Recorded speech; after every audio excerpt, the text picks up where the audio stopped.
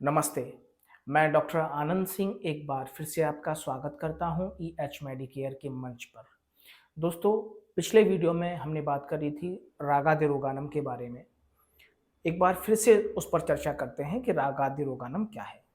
दोस्तों, जब भी किसी व्यक्ति पर कोई भी भाव प्रभावी हो जाए और वह व्यक्ति अपने उस भाव पर नियंत्रण ना कर पाए, तो ऐसी स्थिति को रागादिरोगानम कहते हैं। भाव जैसे कि काम भाव, क्रोध आना, ईर्ष्या होना, अहंकार होना, और ऐसी स्थिति में जब व्यक्ति अपने इन भाव पर कंट्रोल नहीं कर पाता है, अपने इन भावनाओं पर कंट्रोल नहीं कर पाता है, नियंत्रण नहीं कर पाता है, ऐसी स्थिति को रागादिरोगानम कहते हैं। अब रागादिरोगानम के बाद का क्या स्टेप है, आज हम इस पर बात करेंगे। नमस्ते। मैं डॉक्टर आनंद सिंह एक बार फिर से आपका स्वागत करता हूं एच मेडिकेयर के मंच पर। दोस्तों, पिछले वीडियो में हमने बात करी थी रागादिरोगानम के बारे में। एक बार फिर से उस पर चर्चा करते हैं कि रागादिरोगानम क्या है। दोस्तों, जब भी किसी व्यक्ति पर कोई भी भाव प्रभावी हो जाए और वह व्यक्ति अपने उस भाव पर नियंत्रण ना कर पाए, तो ऐसी स्थिति को रागादिरोगानम कहते हैं। भाव जैसे कि काम भाव, क्रोध आना, ईर्ष्या होना, अहंकार होना, और ऐसी स्थिति में जब व्यक्ति अपने इन भाव पर कंट्रोल नहीं कर पाता है, अपने इन भावनाओं पर कंट्रोल नहीं कर पाता है, नियंत्रण नहीं कर पाता है, ऐसी स्थिति को रागादिरोगानम कहते हैं। अब रागादिरोगानम के बाद का क्या स्टेप है, आज हम इस पर बात करेंगे।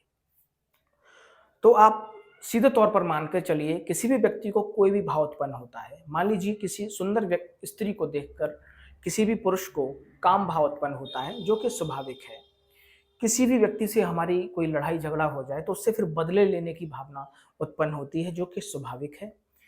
किसी भी व्यक्ति की तरक्की देख कर, किसी भी व्यक्ति का विकास देखकर हमें उससे जलन होने लगे, ईर्ष्या होने लगे, ये भाव आना भी स्वाभाविक है, मानवीय गुण है। लेकिन इसके बाद का जो स्टेप है, आप उस पर, ये जो भाव आया और आप उस पर कंट्रोल नहीं कर पाए। मान लीजिए आपके किसी से लड़ाई हो गई और आप अब उससे बदला लेना चाहते हैं, और आप उससे बदला लेकर ही रहेंगे। यही भाव रागादिरोगानम का दूसरा स्टेप है।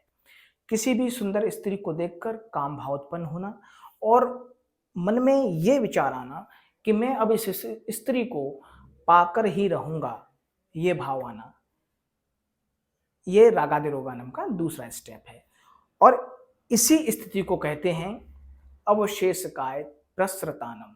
यानी कि किसी भी व्यक्ति से आपका कोई भी झगड़ा हो जाता है तो आप उससे बदला लेना चाहते हैं, और ये भाव मन में आता है कि मैं अब इस व्यक्ति से अपनी बेइज्जती का या मेरी जो चोट लगी है उसका बदला लेकर ही रहूंगा, या मैं इस स्त्री को पाकर ही रहूंगा, या मैं इस व्यक्ति को बर्बाद करके ही रहूंगा।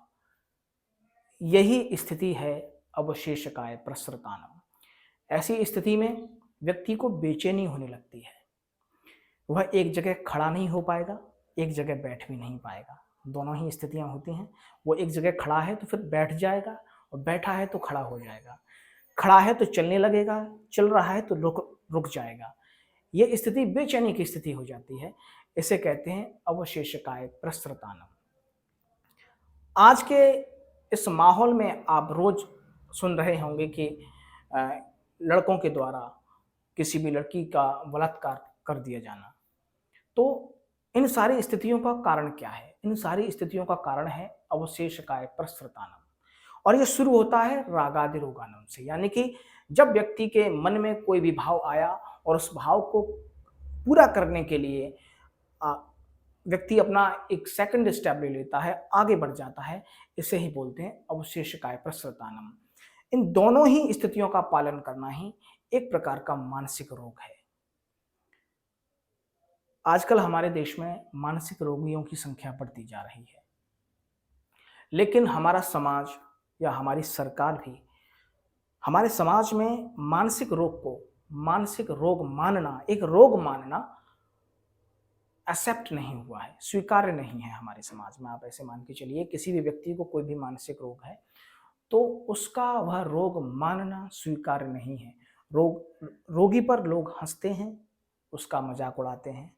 तो जो भी आज के दौर में दुराचार किसी लड़की के साथ हुआ है, तो इसके पीछे का जो कारण होता है, उन लड़कों की मानसिक स्थिति, उनकी मानसिक बीमारी, जिस रोग से वो पीड़ित हैं। जैसा कि अभी फ़िलहाल में हमारे एक अवध ओझा सर जी हैं, काफ़ी पॉपुलर हैं वो। उन्होंने भी कहा है अपने एक ड्रीम कॉलेज के बारे में कि जब मैं अपना एक ड्रीम कॉलेज बनाऊँगा, तो उसमें स्कूली शिक्षा के साथ-साथ ध्यान और मानसिक विकास का, मानसिक स्थिति को सुधारने के बारे में भी वो प्रयास करेंगे।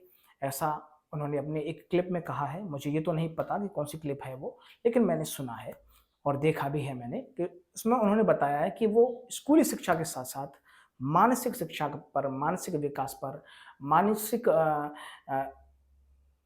विकास पर भी एक प्रकार से वो काम करेंगे। तो इस तरीके से ये सारे के सारे मानसिक रोग हैं। आप इनको ऐसे समझकर चलिए। तो दोस्तों, आज हमने समझा अवशेषकाय प्रसृतानम क्या है।